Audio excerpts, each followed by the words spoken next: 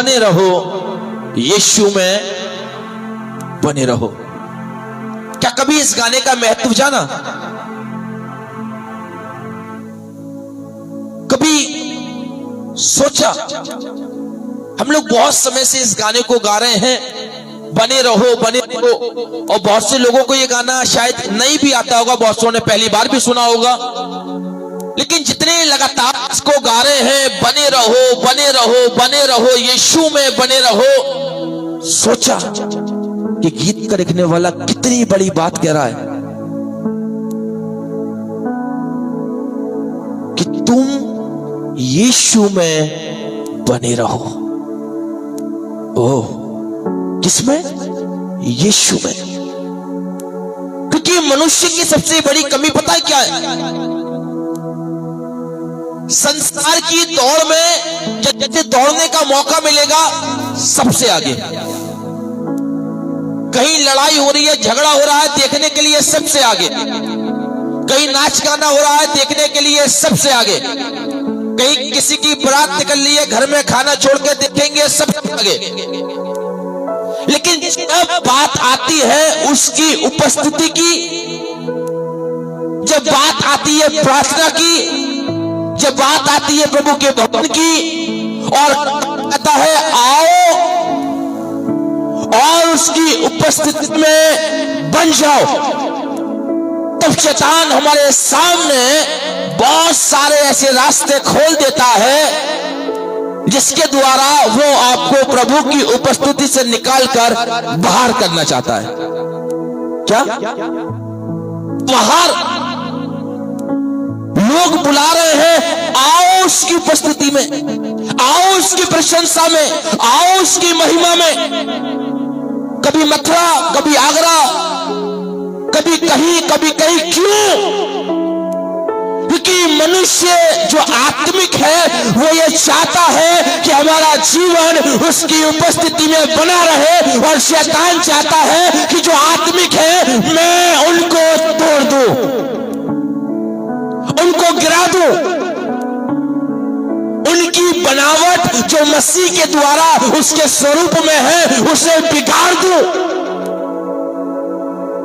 लेकिन गीत का रखने वाला फिर जोर देता है, बने रहो, परिस्थिति चाहे कैसी भी क्यों ना रहे, बने रहो उसमें।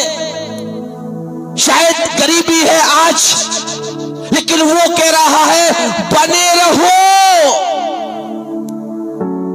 बीमारी है, विश्वास में बने रहो। कर्ज है, प्रार्थना में बने रहो। क्यों? क्योंकि जो उसमें बना हुआ है अंत में उसकी आशा पूरी करी जाएगी। हालेलुया। अंत में उसकी आशा पूरी करी जाएगी। आपको पता है शैतान हर किसी के ऊपर वार नहीं करता। सुनिए, शैतान हर किसी के ऊपर वार नहीं करता। पता है शैतान का वार किसके ऊपर होता है? जो प्रभु की उपस्थिति में बना हुआ है। क्या? जो प्रभु की उपस्थिति बना है उसके ऊपर शैतान वार करेगा। जो संसारिक है, संसार की बातों में है, वो तो ऑलरेडी शैतान का है। शैतान कहेगा मैं करो, ये तो ऑलरेडी मेरा बना हुआ है, तो ऑलरेडी मेरा है। जो शैतान का नहीं है, जो शैतान की बातों में नहीं है और प्रभु की उपस्थिति में, मैं आपको बताना चाहता हूं शैतान उसके ऊपर वार करता है। क्या? वार। और आज 3 जीवन ऐसे हुए जिनके ऊपर शैतान ने बार बार अपने वार को किया। मेरे साथ देखिए दानियल उसका 3 अध्याय, दानियल की पुस्तक उसका 3 है, और 3 अध्याय के अंदर यदि हम पहले और दूसरे पद को पढ़ें तो यहां खुदा का वचन क्या कहता है? 3 अध्याय का पहला और दूसरा पद, मैं पढ़ूंगी दानियल 3 उसका पहला और दूसरा। नबूकदनेस्सर राजा ने सोने की एक मूरत बनवाई जिसकी ऊंचाई 60 हाथ और चौड़ाई 6 हाथ की थी। उसने उसको बेबीलोन के प्रांत के द्वारा नामक मैदान में खड़ा किया। एक राजा है जिसका नाम क्या है? क्या? नबूकदनेस्सर राजा। उसने एक सोने की मूरत बनवाई। किसकी मूरत? गोल्ड, प्योर सोने की मूरत बनवाई और बड़ी लंबी चौड़ी मूरत बेबीलोन के प्रांत में उसने खड़ी करा दी। अब जब खड़ी करा दी तो सारे प्रांत के लोगों पर एक संदेश पहुंचा कि जो कोई इस मूरत की सिजदा ना करेगा, इसकी पूजा ना करेगा, वो उठाकर आग के भट्टे में डाल दिया जाएगा। अब सुनिए, बने रहो यीशु में बने रहो। मैंने क्या कहा? शैतान उनके ऊपर प्रहार करेगा जो प्रभु में है। वो आपकी बनावट, आपकी उपस्थिति और आपकी आत्मिकता को खंडित करने की कोशिश करेगा। और जब ये संदेश पूरे प्रांत के अंदर फैल गया है कि नबूकदनेस्सर ने एक सोने की मूरत को बनवाया है और उसे खड़ा करवाया है और पूरे प्रांत के अंदर इस शब्द को गूंजा दिया कि हर किसी को इसी की उपासना करनी है, हर किसी को इसी की पूजा करनी है। तब लिखा है 4 पद में, तब ढिंढोरियों ने ऊंचे शब्द से पुकार कर कहा, हे देश देश और जाति जाति के लोगों और भिन्न भिन्न भाषा के बोलने वालों, तुमको ये आज्ञा सुनाई जाती है कि जिस समय नरसिंगा, बांसुरी, वीणा, सारंगी, सितार, शहनाई आदि सब के शब्द तुम्हारे कानों में पड़े, तुम उसी समय गिरकर नबूकदनेस्सर राजा की खड़ी कराई हुई सूरत की मूरत को दंडवत करना। जब तुम ढपली, बाजे, शहनाइयां, जब उनकी आवाज सुनो, जहां पर भी हो, चाहे अपने घर में हो, चाहे रोटी खा रहे हो, कपड़े पहन रहे हो, नहा रहे हैं, धो रहे हैं, कहीं पर भी हो, चाहे बाजार में हो या घाट में हो, लेकिन जब तुम्हारे कानों में ये शब्द पड़े, काय के, बांसुरी का, ढपली का, सारंगी का, सितार का, शहनाई का, उसी समय तुम्हें भूमि पर गिर जाना है। और गिरकर किसे दंडवत करना है? मूरत को। किसे? मूरत को। लेकिन हमारा वचन हमें क्या सिखाता है? खुदा ने मूसा को कौन सी आज्ञा दी कि तू किसी की सूरत और मूरत बनाकर उसकी सिजदा, ना किसी दूसरे देवता की या ईश्वर की सिजदा। आपको पता है, जब आप बाइबल का अध्ययन करेंगे, खुदा ने इजराइलियों को जब वो मिस्र देश से लेकर आया है ना, सबसे बड़ी और महत्वपूर्ण आज्ञा उसी ने यही दी कि जब तुम उस देश में प्रवेश करो ना, तो उनके देवी देवताओं की जैसी चाल मत चलना और ना उनको स्वीकार करना। उसने बार बार उस चीजों को रिपीट किया, बार बार रिपीट किया। और शद्रक, मेशक, अबेदनगो जो हैं, ये 3 शख्स ऐसे हैं जो परमेश्वर के दास हैं, उसके वचन को मानने वाले हैं, उसकी आज्ञाओं का पालन करने वाले हैं। और जब ये शब्द पूरे प्रांत के अंदर गूंज गया, जब जब ढपली बजती है, लोग गिरते हैं और दंडवत करते हैं। किसको? सोने की मूरत को। जब जब सितार बजता है, लोग गिरते हैं, दंडवत करते हैं। किसको? सोने की मूरत को। अब सारे के सारे प्रांत के लोग उस मूरत की सिजदा कर रहे हैं, लेकिन किसी की निगाह पड़ी शद्रक, मेशक और अबेदनगो के ऊपर। क्या रे? सारे के सारे लोग राजा की क्या मान रहे हैं? ये 3 कौन से शख्स हैं? ये 3 कौन से ऐसे पुरुष हैं जो राजा की आज्ञा को तुच्छ जान रहे हैं?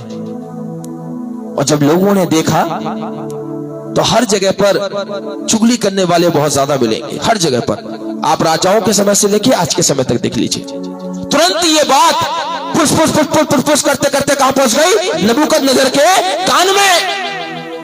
अब जब नबूकदनेस्सर के कान में पहुंच गई तब झुंझला उठा। क्या झुंझला उठा, गुस्से में आ गया, क्रोध में आ गया।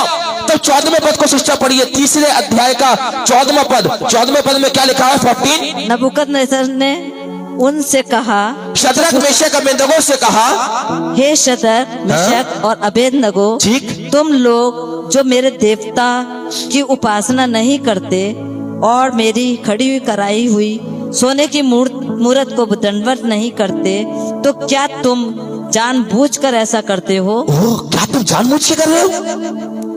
क्या तुम मुझे परेशान करने के लिए कर रहे हो, या तुम सच में अपने खुदा को मानते हो? बड़ा क्वेश्चन है, बहुत बड़ा क्वेश्चन है ये, जो नबूकदनेस्सर ने किया है।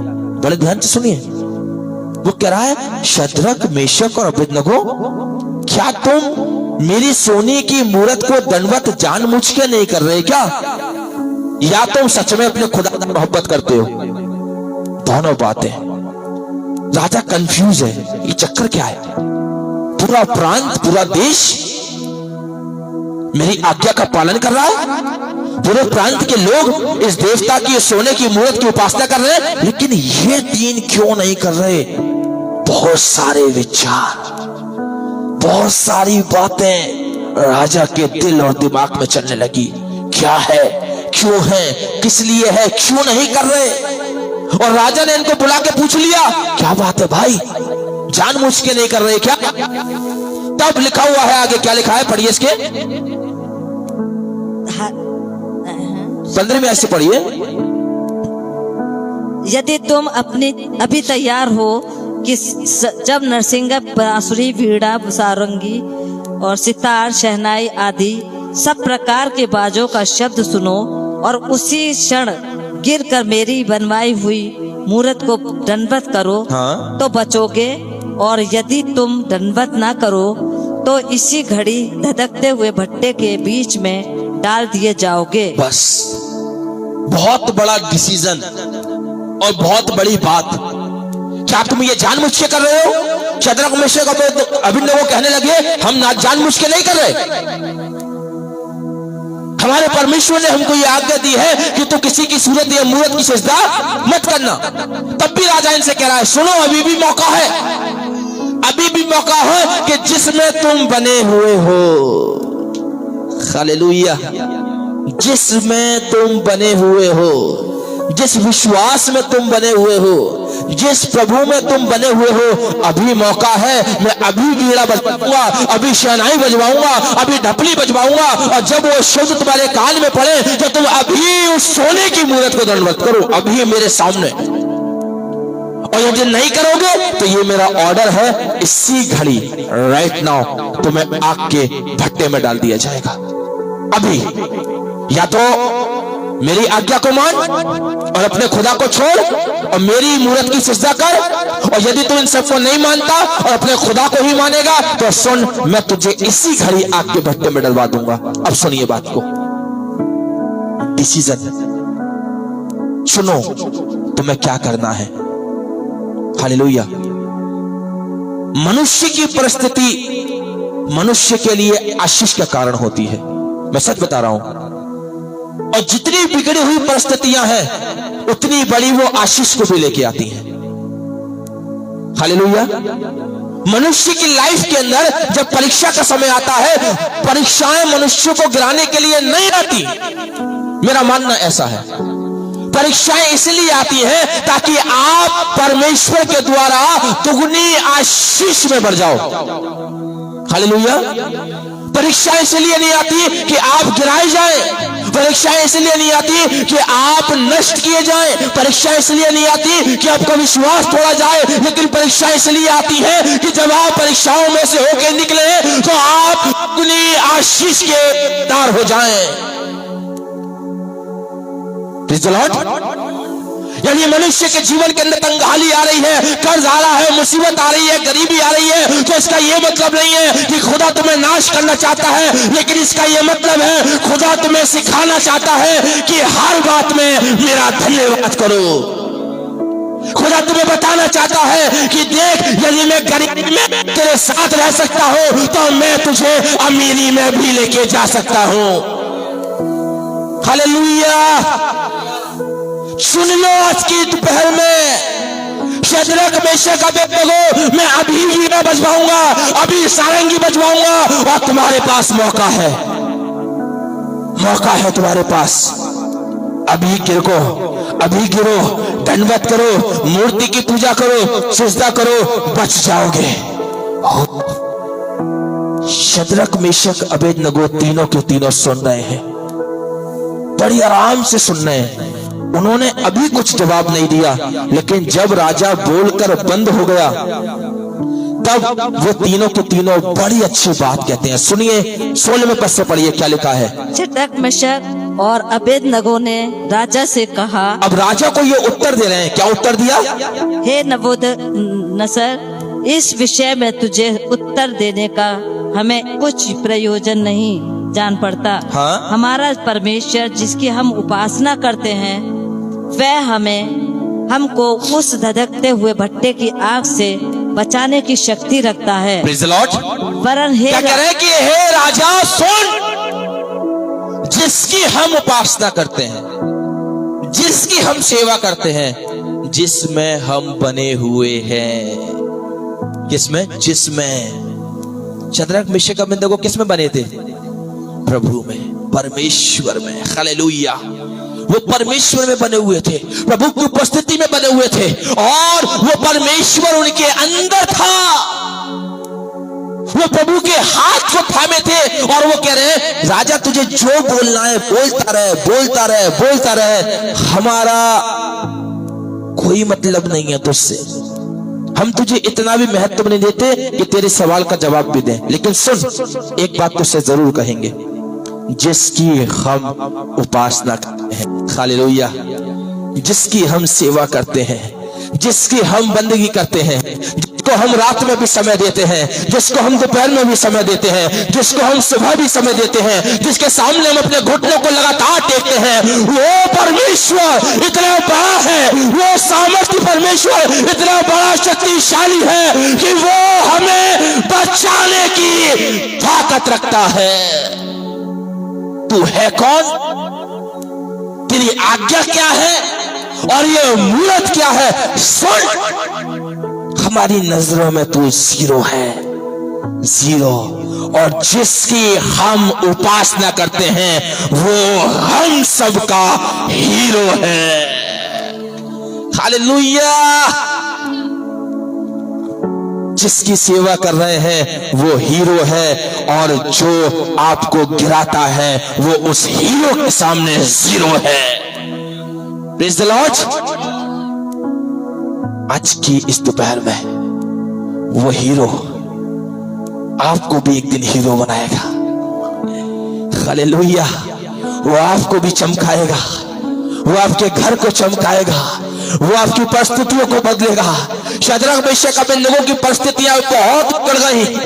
राजा झुंझला उठा, और राजा ने अपने को आज्ञा दी, और क्या आज्ञा दी? आग को 7 टाइम्स, 7 गुना और बढ़ा दो। हालेलुया। अब सुनिए, आग कोई वो वाली आग नहीं है जिसमें हम हाथ तापते हैं। आग का भट्टा है जिसमें ईंटें पकती हैं। भट्टा, सबने भट्टे देखे हैं ना? बड़ा लंबा चौड़ा सा होता है, गहराई के साथ होता है, और छोटी से छोटे दरवाजे से बने होते हैं, और उसके अंदर पता है केवल एक ही चीज दिखाई देती है, लाल कलर की आग, आग और आग। राजा इतना क्रोधित हो गया, इतना हो गया उनकी बात को सुन के कि मुझे जीरो बता रहे हैं और अपने परमेश्वर को हीरो बता रहे हैं। उसने क्या किया?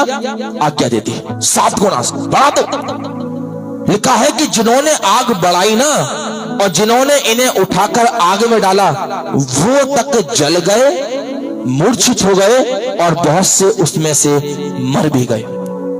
लेकिन देखिए आगे एक और बात लिखी है, पहली शब्द क्या है इनके कि जिसकी हम उपासना करते हैं वो हमें आग के भट्टे से बचाने की ताकत रखता है। लेकिन आगे वो इससे और बड़ी बात कहते हैं। आगे पढ़िए, इसके आगे ही लगातार कंटिन्यू क्या लिखा हुआ है? वरन हे राजा, वह हमें तेरे हाथ से भी छुड़ा सकता है। वो हमें तेरे हाथ से भी छुड़ा सकता है। परंतु यदि नहीं तो हे राजा, तुझे मालूम हो कि हम लोग तेरे देवता की उपासना नहीं करेंगे और न तेरी खड़ी कराई गई हुई सोने की मूर्त को दंडवत करेंगे। हालेलुया। क्या कह रहे हैं? हे राजा सुन, हमारा ये विश्वास है कि जिसमें हम बने हुए हैं वो हमें कभी गिरने नहीं देगा। और 1% यदि वो हमें ना भी बचाए ना, तो भी हम उसी में बने रहेंगे। हालेलुया। उसी में जीना मेरे लिए मसीह और मर जाना प्रभु में लाभ है। बोले हालेलुया। जीना क्या है? मसीह। आपकी चाल मसीह में हो, आपके विचार मसीह में हो, आपकी सोच मसीह में हो, आपके ख्याल मसीह में हो। हे राजा, 7 गुना नहीं 14 गुना बढ़ा ले, वो हमें बचाएगा, वो हमें बचाएगा, वो हमें बचाएगा। आगे लिखा भी है। अब इसके 24वें पद से पढ़िए। 24वें पद में क्या लिखा है? तब नबूकदनेस्सर राजा अचंभित हुआ, हाँ? और घबरा कर उठा, हाँ? उठ खड़ा हुआ और उसने मंत्रियों से पूछने लगा, क्या हमने उस आग के बीच 3 ही पुरुष बांधे हुए नहीं डलवाए? उन्होंने राजा को उत्तर दिया, हाँ राजा, सच बात है। फिर उसने कहा, अब मैं देखता हूँ कि 4 पुरुष आग के बीच में खुले हुए टहल रहे हैं और उनको कुछ भी हानि नहीं पहुंची। हालेलुया। और चौथे पुरुष का स्वरूप ईश्वर के पुत्र के सदृश है। बोले praise the Lord. Praise the Lord. 3 डलवाए हैं, हानि भी नहीं हुई, खुले हुए टहल रहे हैं। कौन है जो इनको बचा रहा है? कौन है जो इनके विश्वास के अनुसार इनके हाथ को थामे हैं? कौन है जो अपना स्वर्गीय सिंहासन छोड़ के इनके लिए उस आग में भी उतर कर आ गया? बने रहो, बने रहो, यीशु में बने रहो। यदि आप यीशु में रहेंगे, आप प्रभु में रहेंगे, मैं आपको बताऊं, जब आपको ठोकर लगेगी ना, वो स्वर्ग में से उतरकर आपके हाथ को थाम लेगा। बोले प्रेज़ द लॉर्ड। जब आप जल में होके जाएंगे ना और जल आपको डुबोने की कोशिश करेगा, वो जल को भी एक शीशा बना देगा कि आपके पैर उसमें ना डूबे। बोले प्रेज़ द लॉर्ड। और जब जब आप प्रभु की उपस्थिति में रहेंगे, जब जब आप प्रभु के छत्र छाया में रहेंगे, मैं आपको बताना चाहता हूँ, वो अपने दूतों को आपके निमित्त आज्ञा देगा कि जहां कहीं तुम जाओ वो तुम्हारी रक्षा करे और वरन तुम्हें हाथ तो हाथ उठा ले। ऐसा ना हो कि तेरे पाँव में पत्थर से ठेस लगे। वो तुझे इतनी आशीष देगा, तू जवान सिंह और नाक को भी कुचलेगा। हालेलुया। कह रहा है, कर्मचारियों से पूछ रहा है, 3 डलवाए थे, चौथा कौन है बताओ? चौथा कौन है बताओ? और जब गहराई के साथ देखा, आंखें गड़ा के देखा, कह रहा है चौथे का तो रूप ऐसा लग रहा है कि जैसे स्वर्ग में से ईश्वर उतर आया है। Praise the Lord. किसके लिए आ गया? शद्रक, मेशक, अबेदनगो के लिए। किसके द्वारा आ गया? विश्वास के द्वारा। हे राजा, जिसकी हम उपासना करते हैं वो हमें बचाने की ताकत रखता है। आज की शाम, आज के इस पल में मैं आपको बताना चाहता हूं, आपकी परिस्थिति चाहे कैसी भी क्यों ना हो, आपकी लाइफ की नाव, आपके जीवन की नाव कितने भी गोते क्यों ना खा रही हो, कभी ऊपर कभी नीचे, कभी ऊपर कभी नीचे, परिस्थितियां चाहे कितनी भी क्यों ना बिगड़ी हो, लेकिन आज की इस दोपहर में उस यीशु पर विश्वास करें, उस यीशु पर विश्वास करें, उस परमेश्वर पर विश्वास करें, क्योंकि विश्वास करने वाला मनुष्य उसकी महिमा को देखता है। हे मार्था, क्या मैंने तुझसे ना कहा था, यदि तू विश्वास करेगी मुर्दे को भी जीवित देखेगी। अपनी आंखों को बंद करें। Thank you father, thank you Holi spirit. यदि तू विश्वास करेगा, यस, यदि तू विश्वास करेगा, आज हो सकता है आपकी लाइफ की परिस्थितियां बहुत ज्यादा बिगड़ चुकी हैं, हो सकता है आपके जीवन के दिन, आपके जीवन के काल बहुत ज्यादा बिगड़ चुके हैं, लेकिन मैं बताना चाहता हूं आज के इस पल में, यदि तुम विश्वास करोगे, आपके विश्वास के अनुसार आपकी हर एक बिगड़ी हुई परिस्थिति के अंदर एक रूप आपको दिखाई देगा। यदि आप दर्द में हैं और आप उसे पुकार रहे हैं, आपके दर्दों में आपको एक रूप दिखाई देगा। आप कर्ज में हैं, तंगाली में हैं, कोई